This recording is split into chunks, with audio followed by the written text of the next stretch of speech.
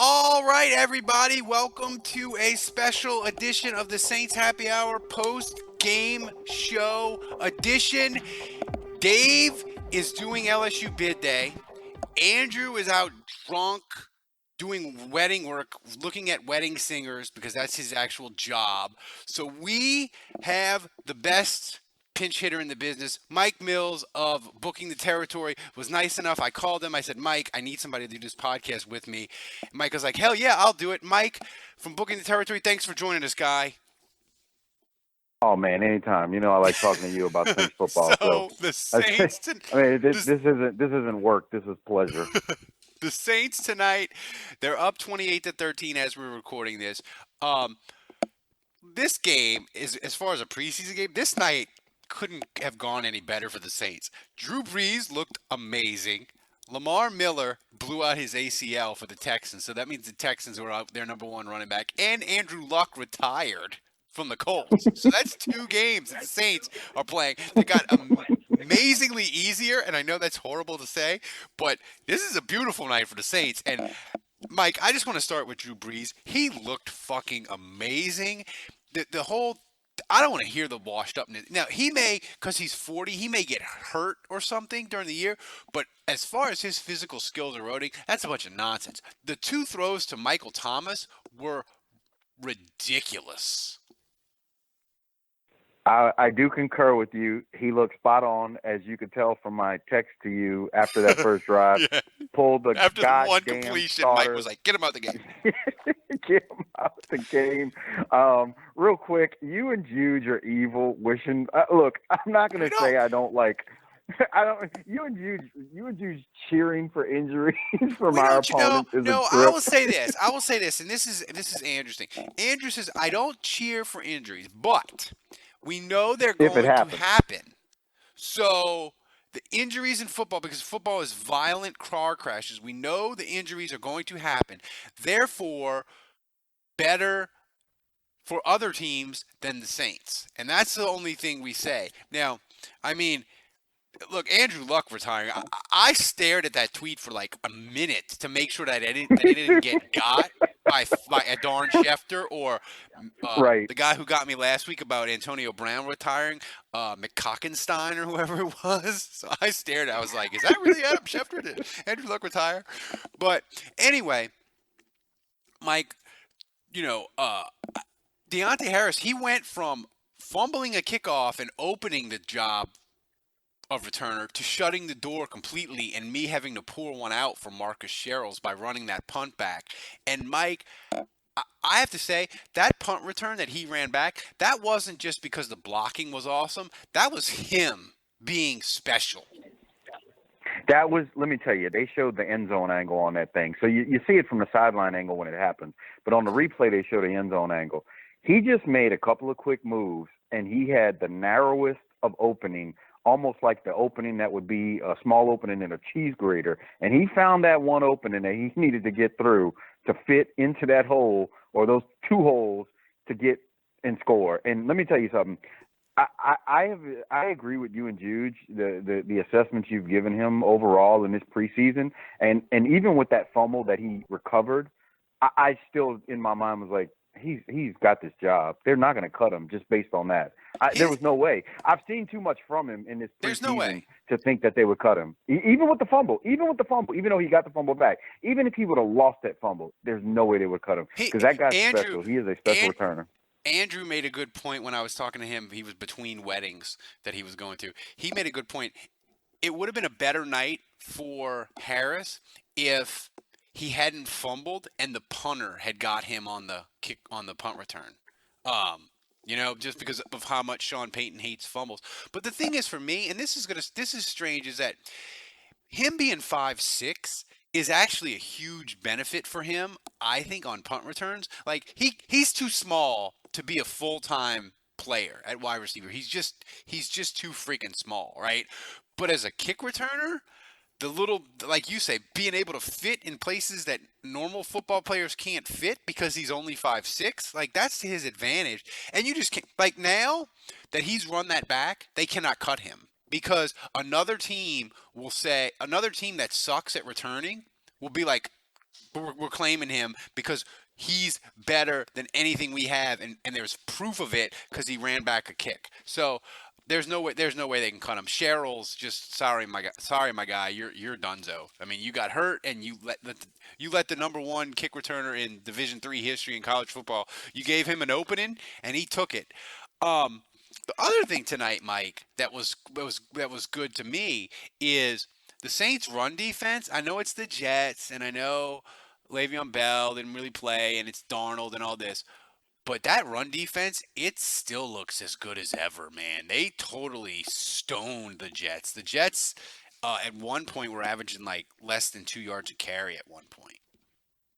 Yeah, the first string defense looked really good. I was really happy with everything I saw from them. I mean, look, I'm not going to sit there and tell you it was perfect, but I thought they did a good job. And I want to say this too. Not only did they do a good job, I mean, the Jets kept in their offensive starters for a long Yeah, time, and their offensive starters were going up against Saints twos on defense, and the number two defense wasn't looking too shabby out there for the most part. So they deserve some credit too, as far as some depth goes. But yes, the first string defense looked good, and give the second string defense some credit too, because they were playing against number ones well into that second Vince quarter. Beagle just got a sack. You know, Uh, So, yep, I mean, the thing is with the Saints roster is they have some issues. Look at wide receiver and backup yes. offensive tackle and that sort of thing.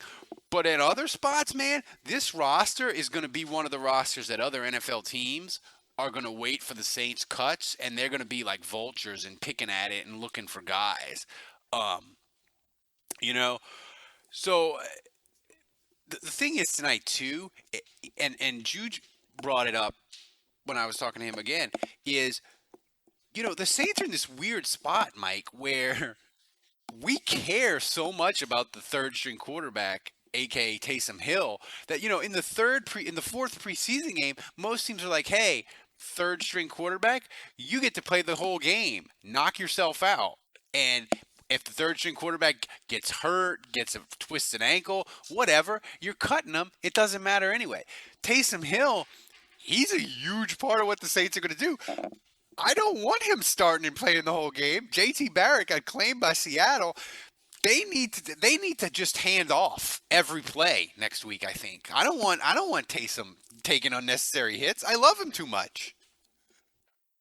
Go find somebody from that was out there and available, and give them the basic handbook of these are our 10 We're plays. running these Run 10 them plays, same buddy. damn 10 plays all game. Hand the ball off. Because here's the thing, I was thinking about that during the game. I'm like, well, Teddy's the number two. You don't want him going the distance in week 4, but you don't want Taysom going the distance in week 4 in the preseason either.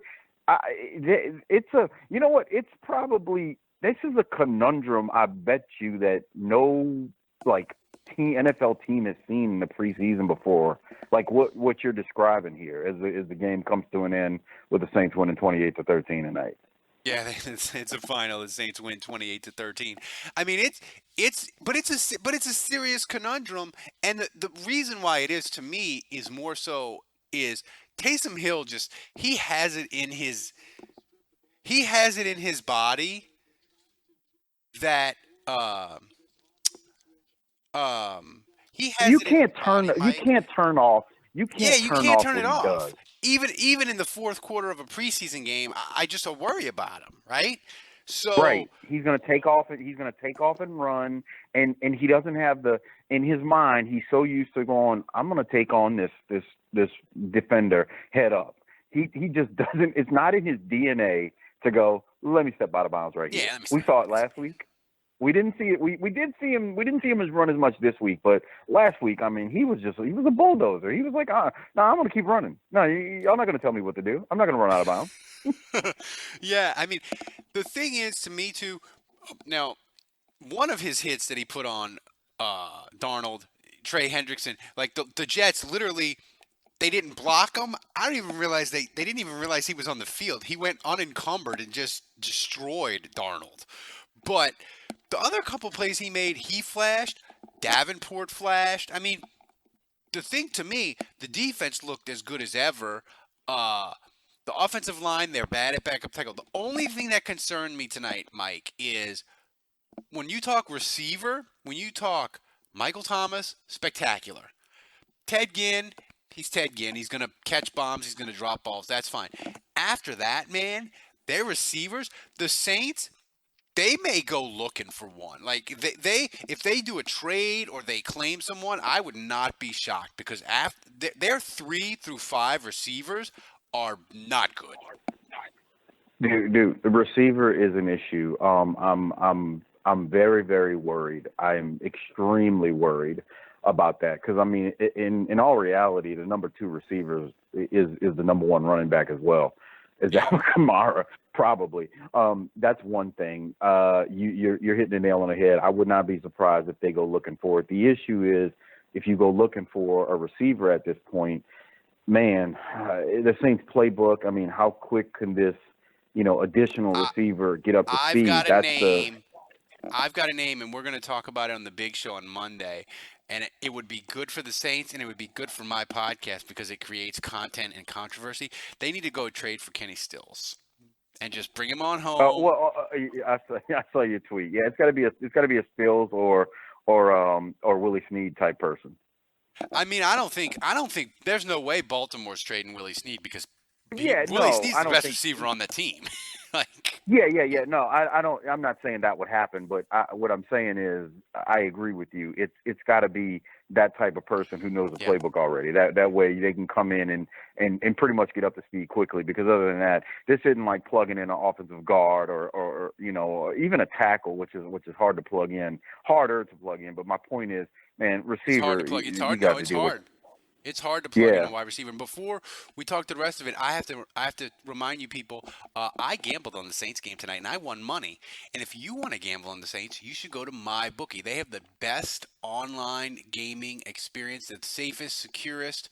You can bet on totals. You could have bet on rushing totals tonight. You can bet over under. You can bet fantasy players total point totals under over during the year. And right now, if you go to my bookie and you use the code armchair, Mike, they give you 100% sign up bonus. You deposit 100, they give you 100. That's right, 100% sign up bonus. My bookie. Go to mybookie.ag, mybookie.ag. Use the code armchair. You get 100% sign up bonus. You play, you win, you get paid. Terms and conditions apply. Um, Another thing that secretly excited me tonight, Mike, and this may be only me, maybe I'm crazy. The Saints did not play Jared Cook. And the reason why that got me excited is I think Sean Payton has a whole freaking magical package of Jared Cook plays that he ain't showing fucking nobody in games that don't count. Here's the thing, man. We've seen the Jared Cook plays because we've seen him run with Jimmy Graham. It's not like it's going to be anything new, in my personal opinion. Now, with that said, I disagree with either Juge or Dave last week on the show when I was listening when they were talking about Cook, saying they wanted to see a little bit more from him. I really don't. He's a seasoned professional. Brees is a professional. In my mind, I'm like, these two have worked it out in practice, and I don't know if I really need to see it in the preseason. And the fact that we didn't see him in this game, and we didn't, I just think that just means, look, he wants to keep him healthy till game 1, and they'll unleash whatever they got for Cook then. But I personally, I do think, I'm not going to say he doesn't have anything cooked up new for somebody like him, but we've seen the Saints have a Well, Jimmy Graham. we've seen the Jimmy Graham plays, but it's been a while, and if he could just throw in just a little bit of wrinkles, that could confuse the Texans. And I'm just I was mad at myself in our fantasy league draft today. I got distracted. My son was being crazy, and I told myself the next round I was like, draft Jared Cook. It's 2 rounds too high, but I like to just have a Saints player on my fantasy team just because it's fun, right? It's just fun to have a Saints player on there. And I totally forgot, and I drafted Deshaun Watson instead. Right, like 2 minutes after I did, I was like, dumbass, you needed to draft Jared Cooks. So the point is, Mike, tomorrow in the Saints Happy Hour auction draft, I'm spending like $30 on Jared Cook. It's gonna happen. You're a degenerate So gambler, Ralph, of course. I I am. So this is I mean, look, the Saints preseason to me, Mike, it's gone as good as you could have it because you haven't had any injuries. I mean, you got Craig Robinson got injured, but we haven't heard anything on him, and they haven't put him on IR. They escaped tonight without, besides Griffin, the tight end, they escaped tonight without major injuries.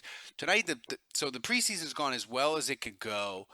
Uh, and we'll talk to you. Me and you, we always get together for some drunk histories during the year and that sort of thing.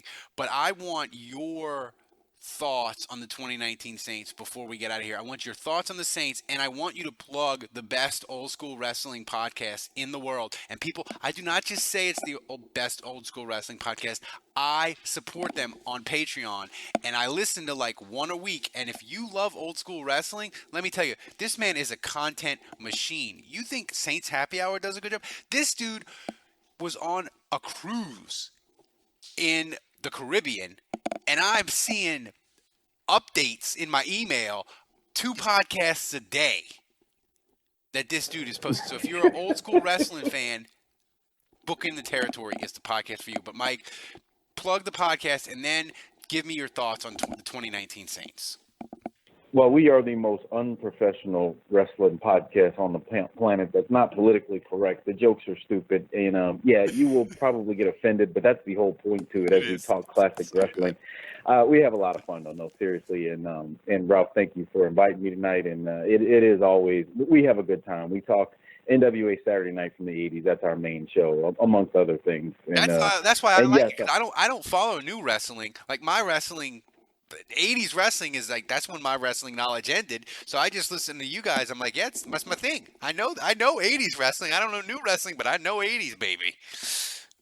Yes, sir. So just search Booking the Territory wherever you get your podcast from, and then follow me on Twitter at Mike504Saints. I tweet all the shows out from there. But on to the Saints as far as this year. Ralph, I hate always saying I agree, but Andrew, I've heard Andrew say, it's just very hard to replicate another 13-3 season. You got to be real lucky. You got to be lucky with injuries. Everything's got to pretty much go your way.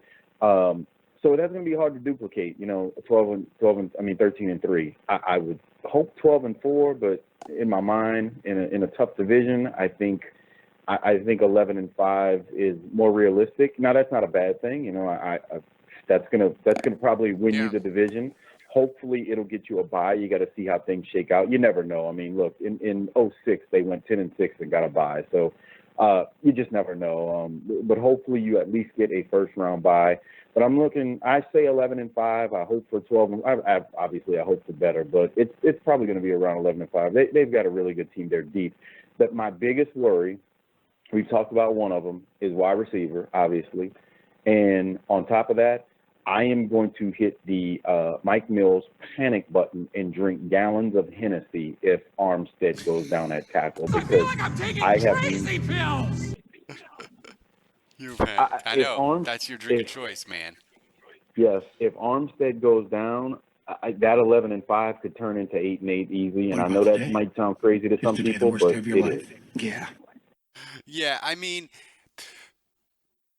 the Saints are like any NFL team, man. There's 3-4 spots of softness where, like, if a guy gets hurt, it's like Jenga. You pull out the wrong piece, and it's not. I'm not just talking the quarterback, because all NFL teams that are elite and they're thinking winning the Super Bowl, it's all the quarterback gets hurt and you're out. Like, look at the Colts, man. Andrew Luck retired. They go from like we can win the Super Bowl to like we're going 7-9 with Jacoby Brissett. Like, that's the way it goes.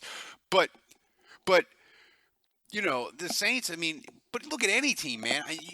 You look at New England, man. You take out Hightower or the little white receiver. Julian Edel. You take out Edelman. You'll see how they do without Gronk. I mean, you take a few things out, and it can bump you down. So we'll just have to see. But I haven't made my final Saints prediction. Obviously, we'll do that. I'll do that later in a WWL column on the podcast. But I do think you just, as Saints fans, the one point that you made it that I think is 100% correct is like this year it's not going to be less fun. It's just going to be harder. It's going to be a harder slog. And I think, last year they lost the first game, but once they got to 7-8-1, you were like, hey man, this is, we're getting a bye. We're in the playoffs for sure. I think this year post Thanksgiving is going to be a lot harder and a lot more nail biting, and it's going to be tenuous to, are they going to get a bye? Are they going to get in? Are they going to win the division? Like, all those things are not going to just fall really easily, and it's going to be a harder climb to get to 10, 11 wins or whatever it is. But that's fine. And I can't thank Mike enough for joining us tonight on the late notice, late night. Hey guys, go to YouTube, find us there.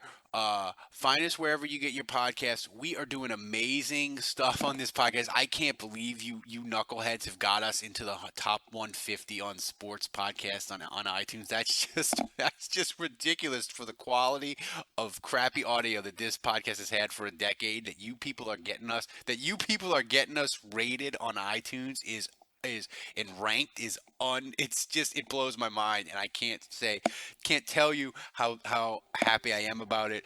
But for Andrew, who's working, for Dave, who's working, for Kevin, who's in St. Louis probably wrestling as we speak, Mike Mills, go Booking the Territory, find him on Twitter, find him there. Awesome guy. Thanks for filling in, everybody. The bar is closed, and we will see you on Monday.